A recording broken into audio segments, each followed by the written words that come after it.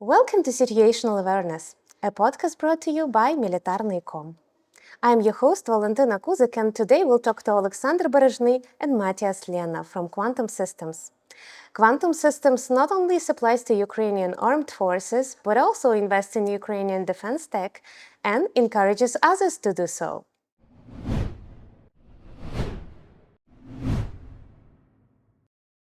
Welcome to the show, Olexandr, Matthias. So great to have you here. Yeah, it's a pleasure. Thank you. We're delighted. So the first question would be, Quantum System is one of the most boldest investors in Europe to fund production in Ukraine and also to open their own factory. So what's the secret of your boldness, as I say, and also what's the strategy for Ukraine? Olexandr? You know, it's just a mindset. It's just a mindset of a certain people on a sea level, definitely. There is certain crucial point for Ukraine, and definitely crucial point for the company. Made this bold decision, and made this brave decision to link themselves, to link the company, to bond the company to Ukraine, and to start providing help to Ukraine, because it's all started with the help to Ukraine.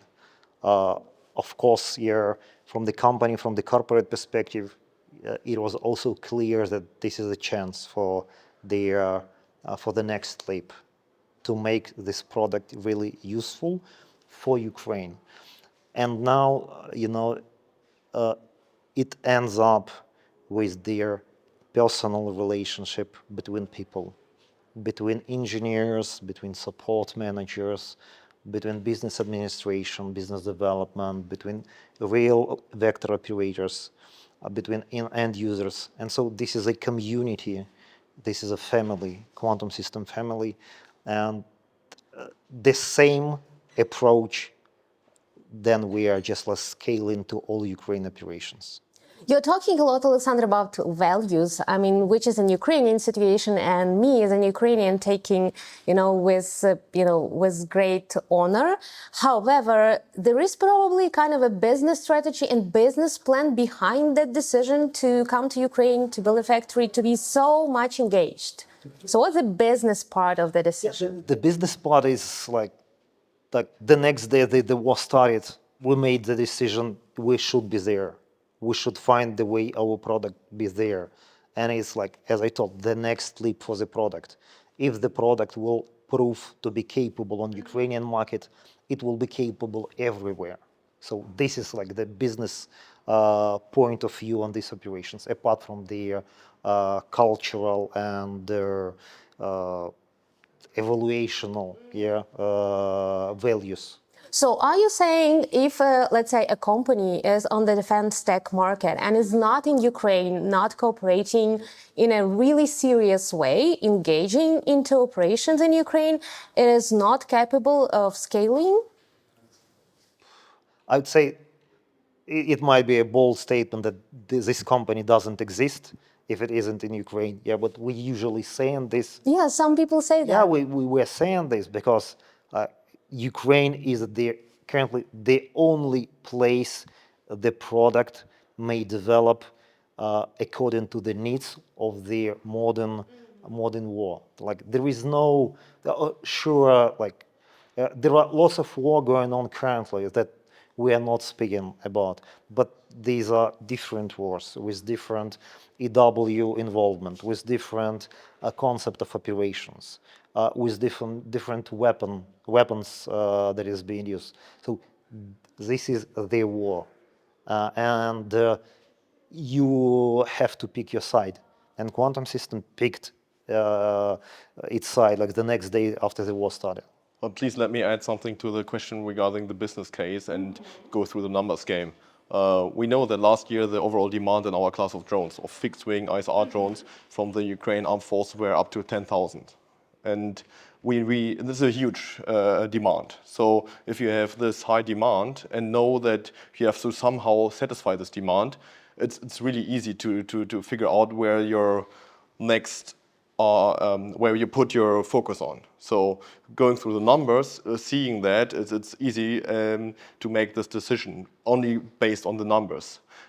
Yes, and that's where the value part is kicking in. You have to be quick enough and you have to have the courage to go into this kind of market, because this demand is also related to a war. Yeah, to So high risks. to high risk, yes. So if you're asking for the business case and going through the numbers, it's really obvious, to be honest.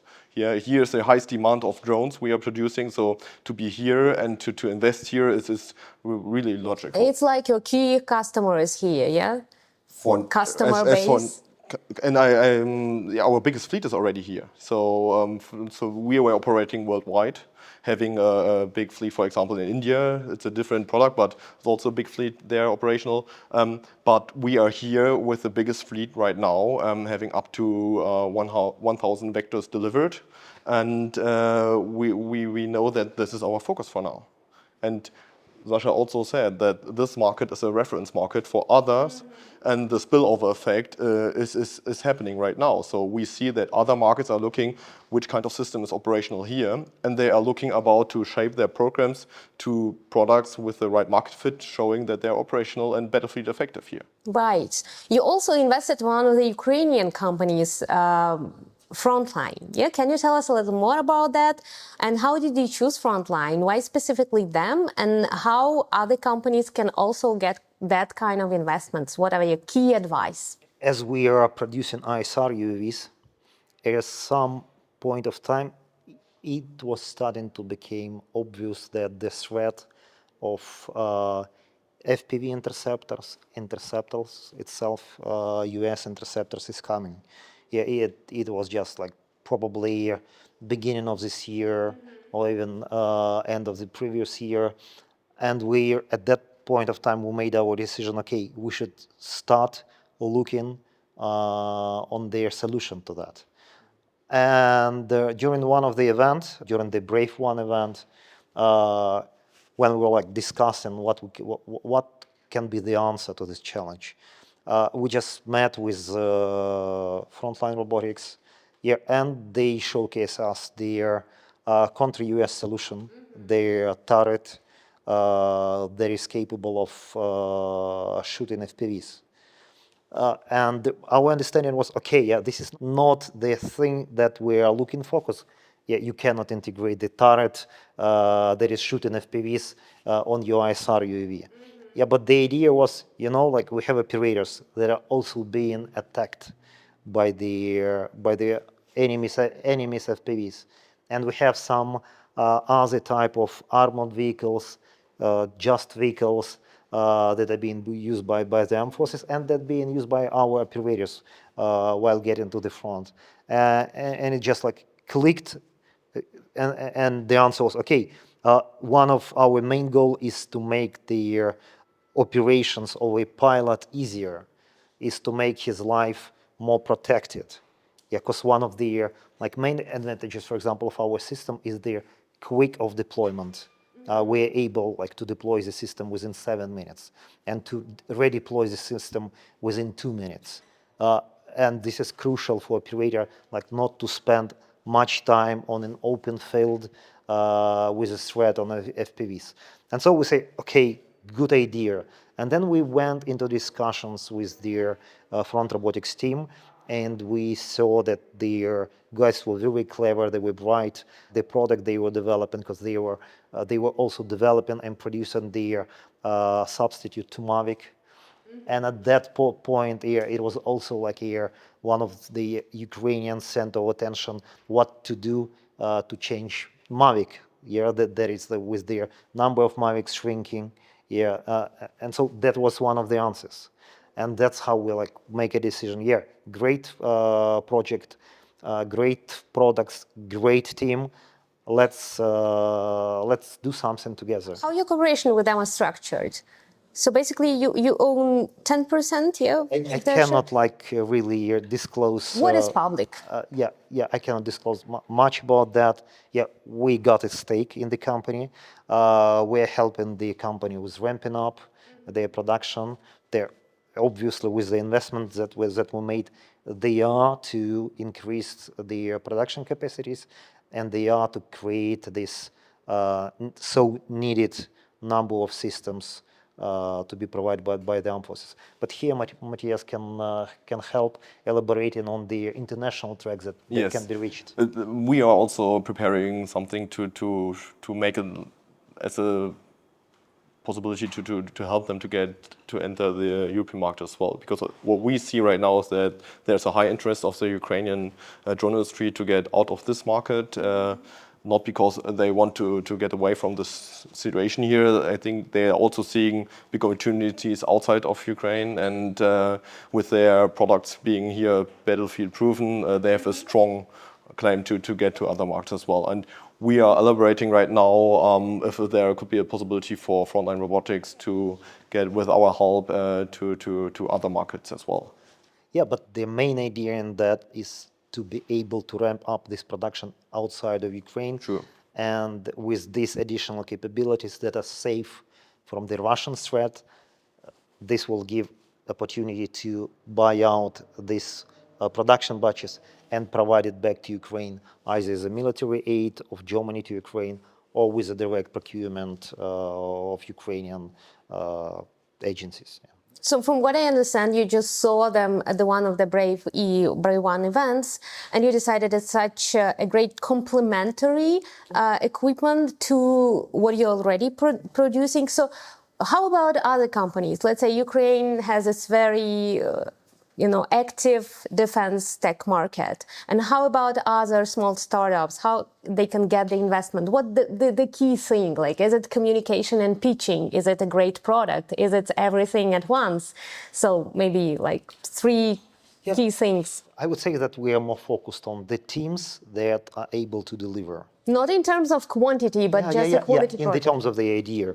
So obviously we are not a VC. Yeah, we are not like given the first seeds. No, and secondly, as you told, everything that can be complementary, supplementary to us, it's of our biggest interest, because like the newest revision of our vector system called Vector AI, it has a modular and platform approach to its design, and it means it can easily integrate new other types of payloads like EW payloads, laser designators, some machine stuff. So anything that can increase the way the system can be used is of our best interest. And we're looking on the Ukrainian market, we're looking on the products, we're looking on the teams, and currently we are in discussion with lots of them. And it goes not only about hardware. So we're speaking here about software as well. And we're speaking about the software that can be integrated into the system, because we currently have like enormous computation power on our Vector AI that can be utilized by other software. But we're also talking about the integration to our software product called Mosaic, and which is like the mid layer between the situational awareness systems and the software that operates the particular systems. Something that gives a user capability to operate different types of systems at the same time. And here again, we are looking for different products with like possibility to integrate them to this product.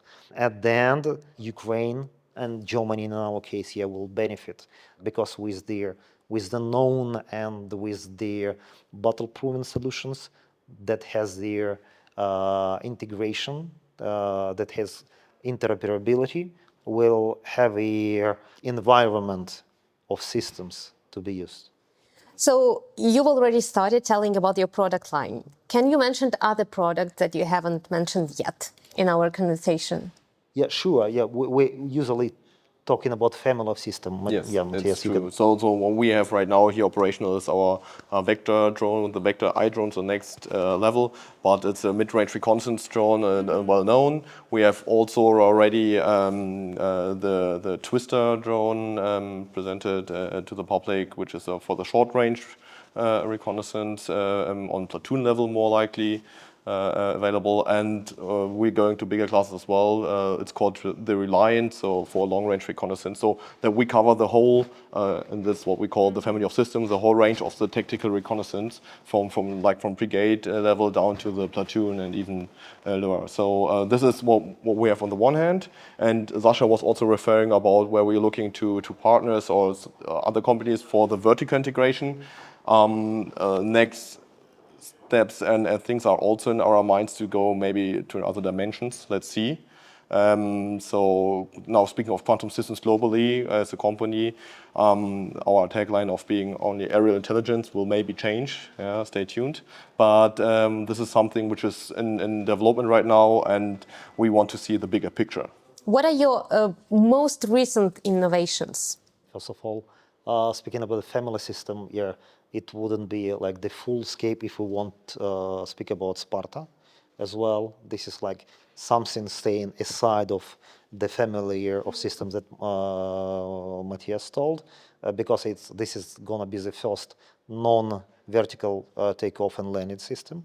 It's gonna be either hand launch or catapult launch, and this is something that is being developed mostly here in Ukraine by the Ukrainian R&D team, with the focus on carrier capability. So we'll be able to carry effectors. It can be either FPVs, it can be some types of other interceptor drones, it can be some guided munition.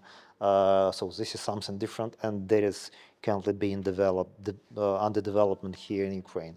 But if we are speaking not only about like the system itself, but we are speaking about sensors, as I told, all our systems are actually platforms here. And there are several recent developments. The first one is WASP, made by Wallace Acoustics. This is also one of our investment Polish company that we acquired last year. And this is an acoustic sensor with 15 kilometers range artillery recognition. It can also recognize mortars and rifles as well. And again, speaking about the sensor itself, we are currently developing, and so these are the joint programs together with the partners. We are looking for developing newer electro-optical and AR sensors that can substitute Next Vision Raptors that we're usually using as the main sensor. We're looking for the development of a laser designator with our friends from Activus Photonics. Activus Photonics, yeah. So we actually even created a special department that is called Next. And this department is working on like everything that can be even imaginable. Main idea of this department is to create products that can be easily scalable and that can be built up with the components that are easy to reach. Is it both hardware and software? Both. So that's why I can tell, yeah, there is some EW under our development. How it differs from the traditional R&D? How companies imagine it? I think some of the recent developments out of this next department is coming from available technology, just combined and then adapted to the realities we see here. I think that's why you have available technologies and then adapting it for use cases we see here. But I also want to emphasize that we are also, since our founder and all the community in our HQ in Gilching is coming from the very university community, scientific community, that they are also looking into partnerships in Germany with institutes like the Fraunhofer Institute. It's a well-known scientific institute. We opened recently an liaison office in Rheinsbach, where they are heavily involved in radar technology R&D. And this is also going. So this is maybe all accounting in for developments in which will have a product fit in 5 years, maybe. Let's see. But in Germany, we are well connected to this kind of community as well. So we have the combination of both. Yeah? We have to adapt to the reality now, quickly, and we have also, since we have a little bit more time in Germany and not that kind of sense of urgency, we can also go into developments which is looking farther away. So we can already see that you are great in partnerships, both with like smaller companies, but also with governmental institutions and universities. Congratulations. That sounds like a great approach. Can you tell us a little bit more on how exactly you work with Ukrainian military? And I know you have special partnership with the Nemesis regiment. Can you tell us a bit more how the partnerships is structured with the military? I would say that it's not only Nemesis, yeah, because we were building our relationship from the moment of first transition of our system, yeah, to the armed forces, and at that particular moment, like the first system was provided to Vavki Da Vinci, and actually that operation that many referring to in Belogorivka was conducted by Da Vinci, and Da Vinci was actually like leading this mission with operator called Saint Sibiryak, who was like actually operating the vector. And then this approach of like treating their operators as a part of our family was like accepted in the company. So I can say that currently we have somewhere of 700 plus operators in our community. Of vector drones. Yeah, it means that, yeah, they're operating not one vector, like they're operating several vectors, many of them. But I can say that I probably know the majority of them personally. I know them, I identify them, I'm in personal discussions with them. Of course, there are lots of people that are doing this better than me, because they are like support team, they are a dedicated team to guide them. And this actually helps when you have this direct bond to the people. It helps you when you are setting up like the next level relationship with the commanders, because commanders that then they get the feedback from their subordinates that this is a capable system, their support is great, the maintenance is perfect. Yeah, we are getting the system back from the battlefront within 15 days after the repair. And there, we are being asked to help into the development, and usually it's really like we have a green light on like joint programs, on developing something together. We have like a referent list of pilots within different regiments with whom we're testing our new upgrades. We're releasing like the first software to be used with them. Of course, this kind of risk involved in that, but they know that they are covered with us. They know that if something will happen with the system, they will have it repaired, they would have it replaced. And this actually, like if we're speaking about Nemesis, they're one of the more, I will not say most capable, very capable regiment within the unmanned system forces. Yeah, and they really, from the moment they started to use vector, they see the opportunity to get into communication with us, with a closer communication. It was actually them who pushed us, for example, to integrate to our system what it is called Radio Dune or Drone ID, their system of identification of drones to Delta. When on a layer you can see that here is vector flying. Yeah, it actually they who pushed us and say, okay, guys, we want you to do this. It will help us for our concept of operation. We did this. Yeah, we did this, and we proved them that we are doing what they are asking us to do.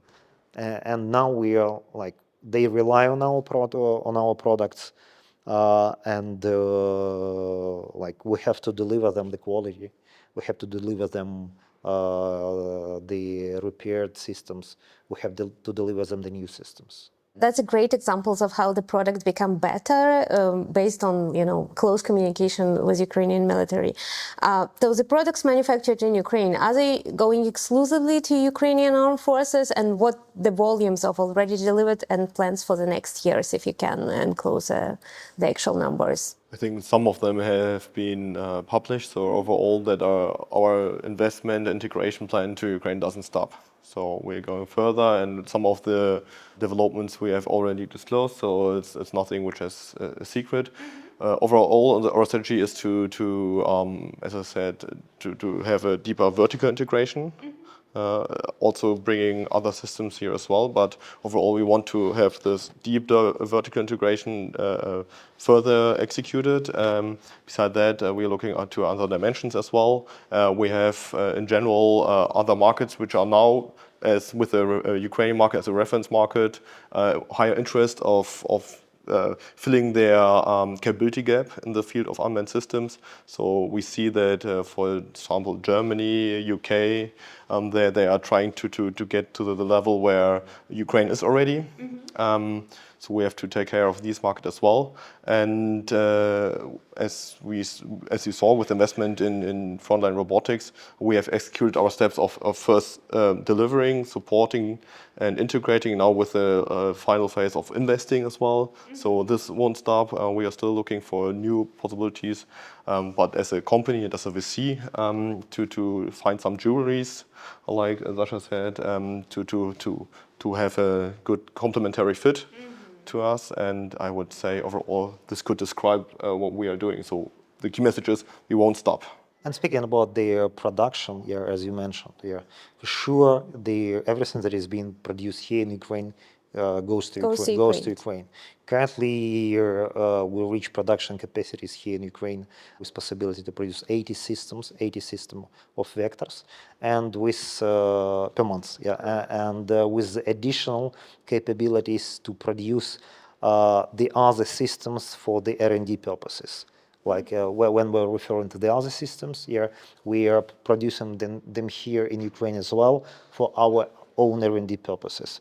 But again, it can be, I wouldn't say it can be easily scaled and ramp up. Of course, there is a challenge to do this. And we are trying to follow the Ukrainian authorities' lead as well. Because what we've done was actually done as the answer to Ukraine requests that we got several years ago, when we were particularly said, okay, guys, it's great that you are bringing your systems as a military aid from Germany. You want to be more integrated to Ukraine, you are to be fully localized here. You are to produce the systems here in Ukraine. Now we're producing the systems to Ukraine, and Ukraine answered to us with the direct procurement as well. And now our systems are not only being provided as a military aid and accepted as aid by Ukraine, but it is also being purchased by Ukraine, by the Defense Procurement Agency, and like the last week, the dot chain program started for us. We were one of the first comers to the dot chain procurement program, and we are starting to receive orders directly from brigades for our in-country produced systems. A great way of building partnerships. Yeah, it's also an interesting fact that as we see right now that the European procurement landscape is shifting. Yeah. So overall, and it's well known. So is Europe rearming already? It's already, and it's also looking into how to do it quicker than it did before. And they are looking into Ukraine and seeing that the decentralization of procurement is maybe one way to success. And we got a lot of questions about how it's working here, and they are looking to adapt to that as well. So it's also for us interesting. So just the procurement system itself, yeah? They want So we have in London, Berlin, and everywhere else the questions, how is your experience? So they're asking not only about product experience, process experience as well. How is the experience of getting procured in Ukraine, and how is it working? So we can also bring in our knowledge transfer, not only regarding the adaptations to the product, but also the experience of how we fit into this process here, because the world actually is looking what is happening here. So the spillover effect is huge, and we're experiencing it. Great. Is Bundeswehr buying from you as well? Yes, they have procured. They have also, worth mentioning, we did the certification process here in Ukraine. So actually we got the NATO stock number here out of Ukraine, and we did the certification process in Germany with the vector they have procured. I Is can tell Ukrainian you. certification very much different from NATO one? You said the example with the football match in bureaucracy. Yeah. It's good like a comparison that if German bureaucracy would play their football match with Ukrainian bureaucracy, who knows who win? But honestly, yeah, it was easier to do it in Ukraine. Yeah, some procedures are really isn't. But in many cases, it's looking like the same. Like you're doing the same exercises, but then yeah, the end result is the same as well. You're getting the NATO stock number. Congratulations. What is the biggest operational challenges of scaling production in Ukraine? Human capital, I would say so. They are like they're, of course, So they. you don't have enough people? Yeah, we don't have enough people. Yeah, and there, of course, there is a securities standpoint here Yeah, of as course. well. Like we are starving when we are looking for the new premises. It's it's like I don't know, a game without the output that you want to receive, because like the landlords, they don't want to give you the land, or the companies that are renting, given the rent of their premises, they are not willing to rent you the premise. Of course. So of I course see. there is like a problem of doing this, but once you found it, then you have to fill it with equipment and with the people.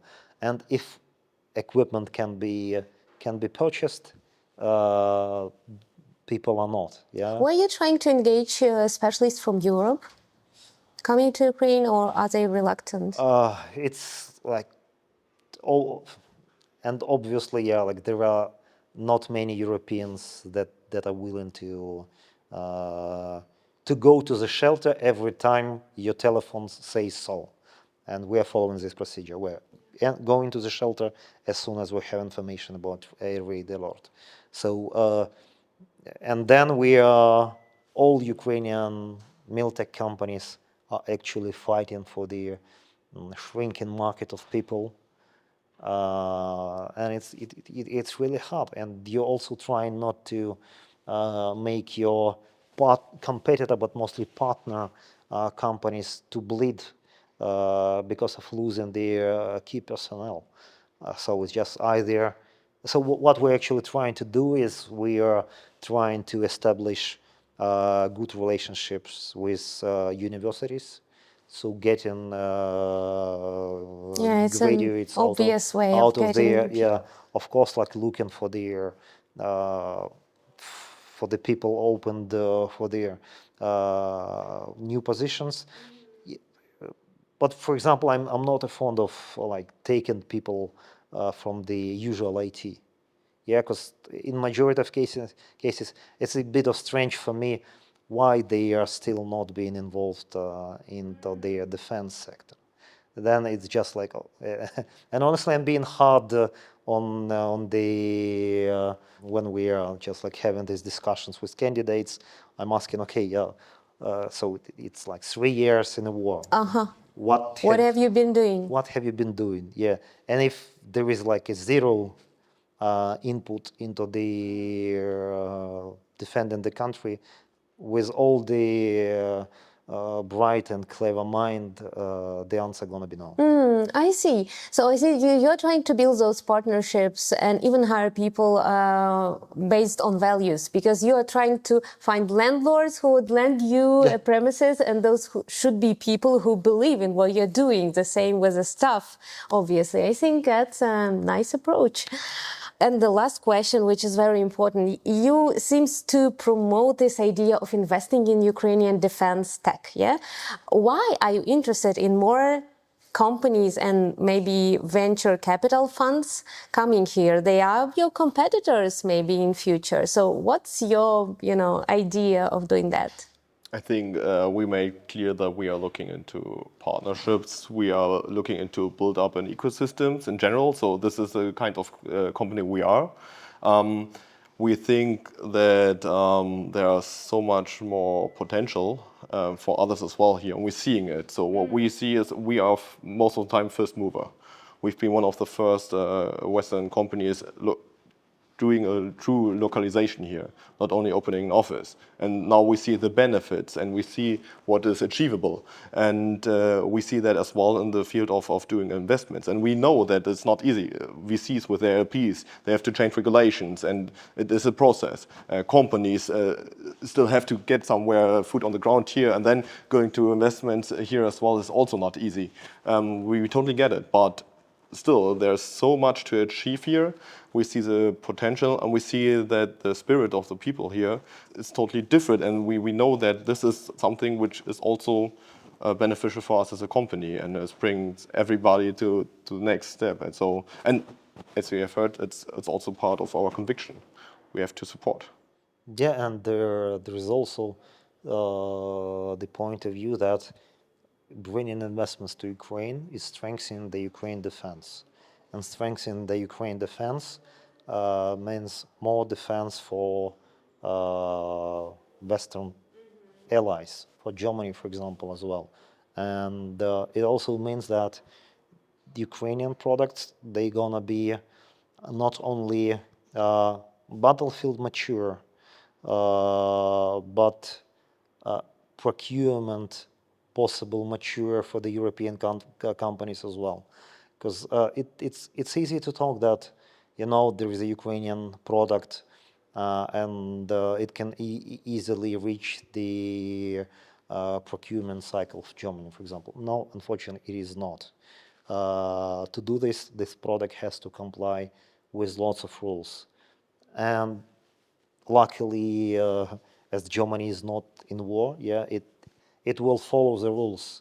And to follow the rules, you have to invest in some very, from their like business administration, very basic stuff. Like in many Ukrainian companies, unfortunately, because of war, they're lacking this skeleton of normal business administration and getting like the foreign investments. It also improves the way the company being operated. It improves the ways that the companies are working with the IPs, intellectual property, with the personnel. So it makes the industry itself more mature in Ukraine. Exactly. And I am, as a Ukrainian, want our defense industry not to be only, you know, fast go-to-battle capable market. No, I want it to be very mature, and I want it to be like the next industry that will be driving our country to our future. Yeah, as like because agriculture, heavy industry, this is something from the golden oldies. Yeah, let's say so. Yeah, we are in the 21st century. AI, embedded development, hardware. So this is something that if we want it to be really structured and the way that it can be sold to the Western VCs, investment funds, primes, then it has to be repacked. Thank you, Olexandr. Thank you, Matthias, for being with us. It was such a pleasure. We wish you good luck and thank you for supporting Ukraine. And for our listeners, like, subscribe and comment for more conversations like this.